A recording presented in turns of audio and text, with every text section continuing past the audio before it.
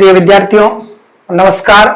आज हम कक्षा 10 के सामाजिक विषय में अध्याय 4 में विश्व इतिहास से संबंधित एक महत्वपूर्ण टॉपिक है जर्मनी का एकीकरण। उसके बारे में हम अध्ययन करेंगे। तो जर्मनी के एकीकरण का अध्ययन करने से पहले हम जर्मनी की विश्व में लोकेशन कहाँ है और उसके पड़ोसी देश कौन कौन से हैं, क्योंकि ये नाम जब हम इसके एकीकरण में पढ़ेंगे तो हमें कई बार इनका सामना होगा। तो सबसे पहले ये जर्मनी है, यूरोप महाद्वीप का एक महत्वपूर्ण देश जर्मनी। जर्मनी के उत्तर में एक देश था और जर्मनी के इधर दक्षिण पश्चिम की तरफ फ्रांस और हम कह सकते हैं इस तरफ दक्षिण पूर्व की तरफ ऑस्ट्रिया। ये इनकी लोकेशन है। अब हम पढ़ते हैं कि जर्मनी के मुख्य रूप से 3 भाग थे, उत्तरी भाग, मध्य भाग, दक्षिण भाग। 3 भाग हैं और 3 ही चरणों में जर्मनी का एकीकरण पूर्ण हुआ है। तो उत्तर भाग में जो मुख्य इसके प्रांत थे हनोवर, सक्सेना, पर्सा, फ्रैंकफर्ट। मध्य में राइनलैंड और दक्षिण के अंदर बवेरिया, बुटेनबर्ग और बादेन, ये मुख्य प्रांत थे। अब हम पढ़ेंगे कि जर्मनी के एकीकरण से पूर्व का जर्मनी कैसा था। तो जर्मनी के एकीकरण से पहले जर्मनी छोटे छोटे 300 राज्यों में बंटा हुआ था। छोटे छोटे 300 भौगोलिक क्षेत्र थे जिनमें सामंत या कुछ जाति विशेष के लोग शासन किया करते थे। अब इन सब राज्यों में जो ये पर्सा है ये सबसे शक्तिशाली था। जर्मनी का उत्तरी राज्य था पर्सा, ये सबसे शक्तिशाली था। और कुछ इतिहास में पढ़ते हैं तो जर्मनी का प्राचीन नाम पर्सा भी कहा जाता है। अब जर्मनी में 300 राज्य थे तो स्वाभाविक है कि 300 राज्यों की जो सामाजिक आर्थिक स्थिति थी वो अलग अलग थी, सोच भी अलग अलग थी। लेकिन इनमें 2 बातें ऐसी थी जो इस पूरे जर्मनी को एक सूत्र में बांधे हुए थी। एक तो थी रोमन सम्राट के प्रति आदर का भाव। रोमन सम्राट था, उसके प्रति पूरे जर्मनी के लोगों का आदर भाव था। और एक डाइट का अस्तित्व। डाइट एक राष्ट्रीय सभा थी, 300 राज्यों की एक राष्ट्रीय सभा थी जहां सभी लोग अपने अपने प्रतिनिधि भेजते थे। तो डाइट 2 बात ही केवल समान थी। एक तो रोमन सम्राट के प्रति सभी का आदर का भाव था इन 300 राज्यों में, और एक डाइट का अस्तित्व था।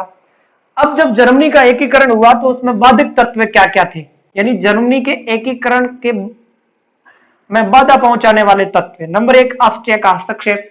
अब स्वाभाविक है कि ज्यादातर युद्ध होते हैं वो पड़ोसी देशों में होते हैं। ऑस्ट्रिया है ये जर्मनी का पड़ोसी देश है, इसलिए ऑस्ट्रिया इन सबको एक नहीं होने देता था।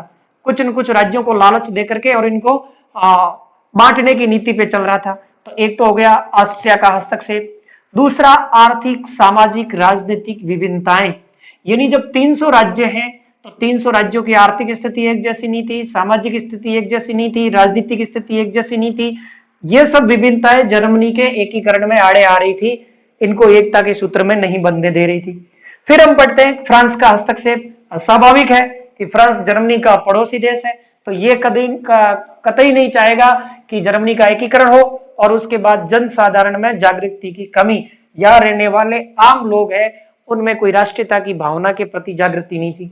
ये तो है जर्मनी के एकीकरण में बाधक तत्व। अब एकीकरण में सहायक तत्व, क्योंकि कुछ तो सहायक तत्व हो गए इसलिए इनका एकीकरण हुआ है। सारे बाधक होते तो एकीकरण कैसे होता। तो सहायक तत्व है, उसमें सबसे महत्वपूर्ण है जोल्वरिन।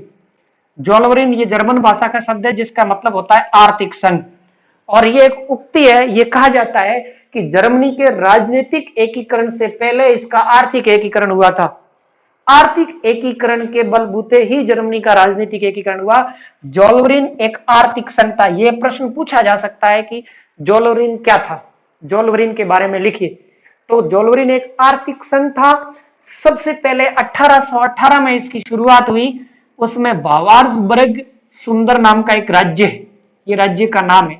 वह पर्सा के मध्य ये संधि हुई। सबसे पहले केवल 2 राज्यों के मध्य हुई, एक तो पर्सा और एक राज्य था जिसका नाम था बावार्सबर्ग सुंदर। इनके मध्य 1818 ईस्वी में एक आर्थिक संघ बना जोल्वरिन, एक संधि हुई और जिसके तहत यह कहा गया कि दोनों राज्यों के अंदर सीमा शुल्क नहीं लगेगा। व्यापार करने के लिए निर्बाध रूप से आप व्यापार कर सकते हैं। और 1834 तक आते आते सभी राज्य इसके सदस्य बन गए। इससे क्या हुआ कि सभी लोगों में जब व्यापार में जो सीमा शुल्क था वो समाप्त कर दिया तो लोगों में एकता की भावना आई, व्यापार करने लगे। और फिर ये भावना आने लगी कि भाई क्यों ना हम एक हो जाएं, हमें ये आर्थिक नुकसान होता है अलग अलग बटे हुए होते पर। तो ये जोलोरिन के बारे में पूछा जा सकता है, जोलोरिन क्या थी। और इस जोलोरिन के बारे में एक थिंकर हुए हैं कैटबली। कैटबली ने कहा कि जोलोरिन है ये भविष्य में प्रशा के नेतृत्व में एकीकरण का मार्ग प्रशस्त किया। जोलोरिन ने कि इसी के माध्यम से भविष्य के अंदर ये 1818 में शुरू हुआ और 1870 के आसपास आते आते जर्मनी का एकीकरण हो गया, लेकिन मार्ग इसने प्रशस्त किया। दूसरा है बौद्धिक आंदोलन। यह स्वाभाविक है, चाहे कोई क्रांति हो या स्वतंत्रता हो या कह सकते हैं कि कोई एकीकरण हो, उसमें बौद्धिक बुद्धिजीवी लोगों का बहुत बड़ा योगदान होता है। तो जर्मनी में भी कुछ दार्शनिक, कवि, इतिहासकार, फिक्टे, इनके नाम है इतिहासकार थे, फिक्टे, ईगल, हैटिंग, ये कुछ महत्वपूर्ण दार्शनिक और कवि थे। उसके बाद तीसरा एक संगठन बना बर्सेन सेप्ट संगठन। ये भी पूछा जा सकता है, बर्सेन सेप्ट संगठन ये बना 1815 में। जेना विश्वविद्यालय, जर्मनी का एक विश्वविद्यालय था जेना, वहां के विद्यार्थियों ने 1815 ईस्वी में एक संगठन बनाया और उसका नाम दिया बर्सेन सेप्ट संगठन। और इस संगठन ने लोगों में स्वतंत्रता, समानता और न्याय जैसे विचार लोगों के अंदर प्रसारित किए। चौथा है औद्योगिक विकास। ये औद्योगिक विकास है, ये जोलोरिन के कारण संभव हो पाया। जोलोरिन संधि के तहत 1834 में सभी राज्यों ने सीमा शुल्क हटा लिए। जैसे ही सीमा शुल्क हटाया तो सभी इनमें जो औद्योगिक विकास है वो तेज गति से हुआ।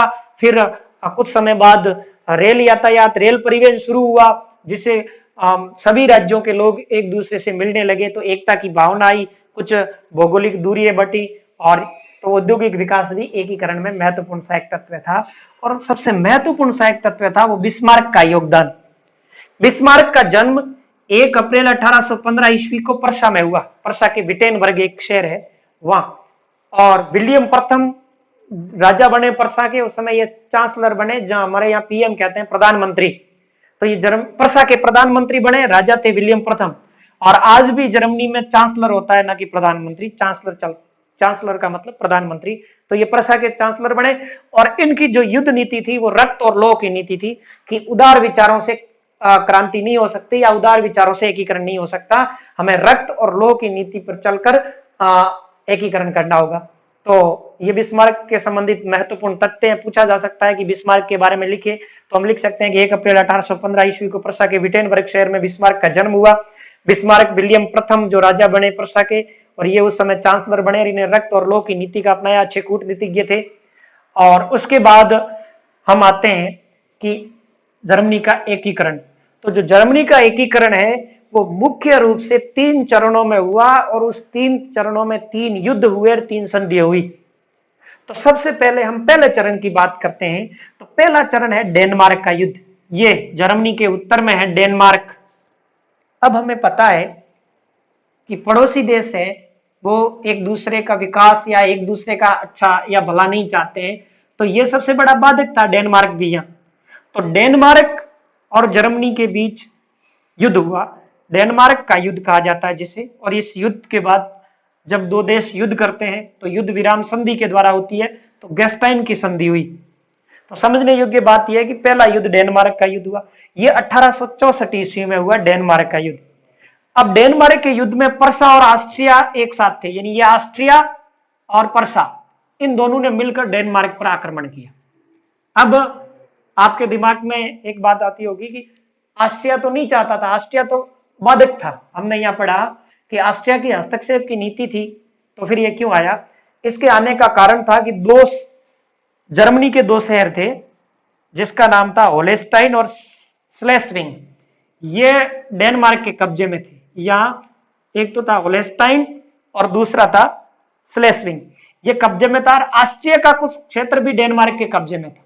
तो इन दोनों ने कहा कि हम दोनों मिलकर ये अपने अपने क्षेत्र ले लेते हैं। इसलिए 1864 ईस्वी में जो युद्ध हुआ उसको डेनमार्क युद्ध भी कहते हैं, और या कह सकते हैं ऑस्ट्रिया पर्सा डेनमार्क युद्ध, जिसमें डेनमार्क की हार हुई।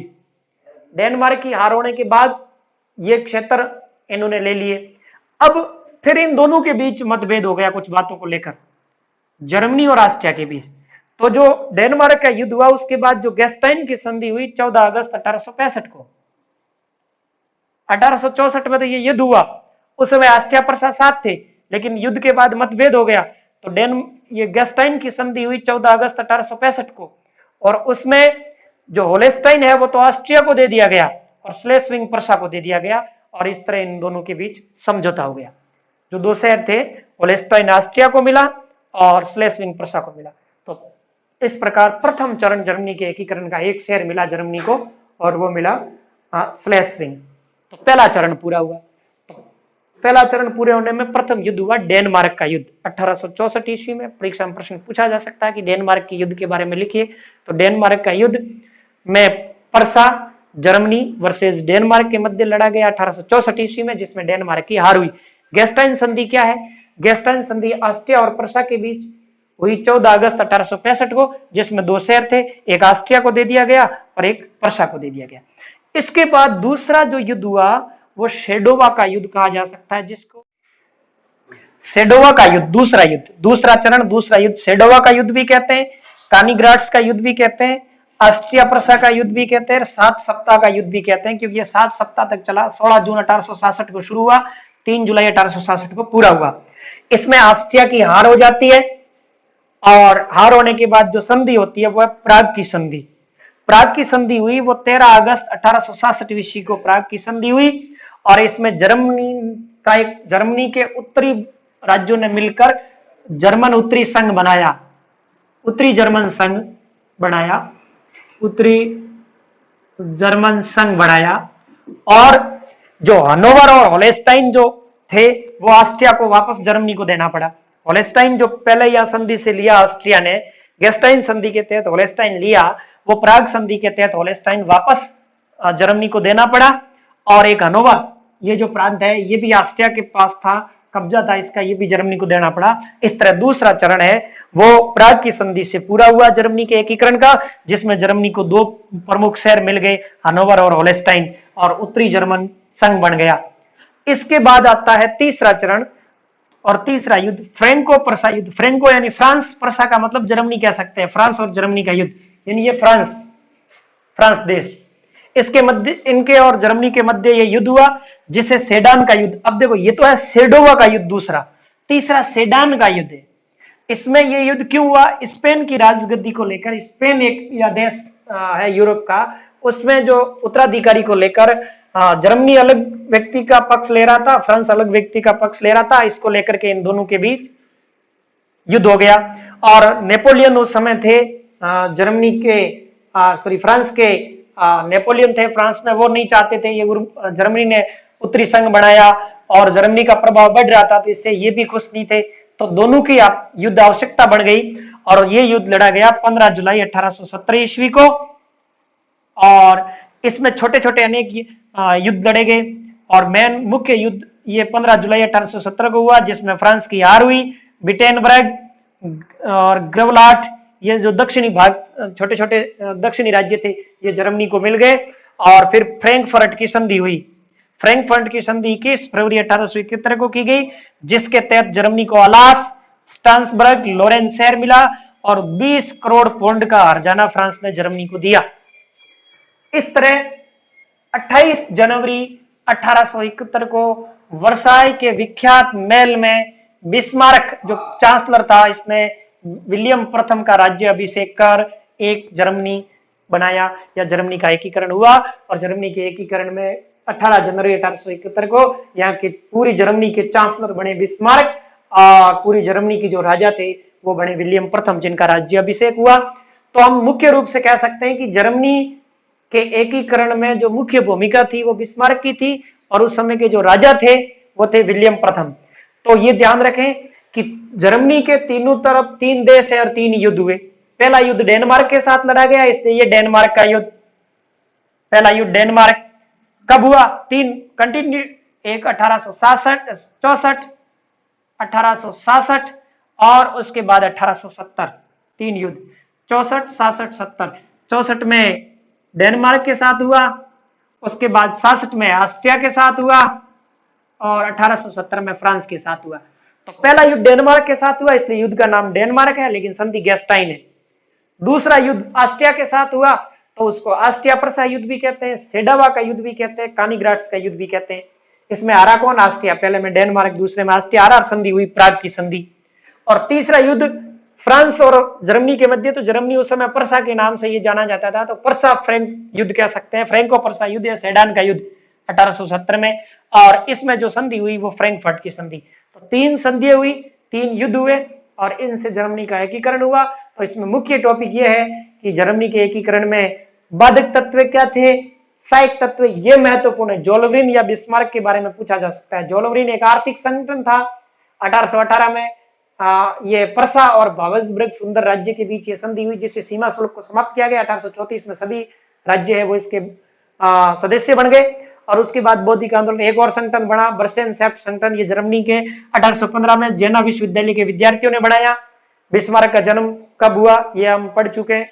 तो ये तो है सहायक तत्व। तो मुख्य बात जोलोवरिन की आई, बिस्मार्क की आई, बर्सेनसेफ्ट की आई। तीन युद्ध हुए, डेनमार्क का युद्ध हुआ, सेडावा या कानीग्रेट्स का युद्ध या ऑस्ट्रिया प्रसा का युद्ध, फ्रैंक प्रसा युद्ध या सेडान युद्ध, पहला 1864, दूसरा 66, तीसरा 70 में लड़ा गया। तीन संधियां हुई, पहली गैस्टाइन की संधि 1865 में, दूसरी प्राग की संधि 1866 में, और तीसरी हुई ये फ्रैंकफर्ट की संधि 1871 में। तो इस प्रकार हमने जर्मनी का एकीकरण पढ़ा। अब हमारे इस चौथे अध्याय में केवल एक रहा, इटली का एकीकरण। इस तरह हमारा जो विश्व का इतिहास हम अगले क्लास में पढ़ेंगे। धन्यवाद।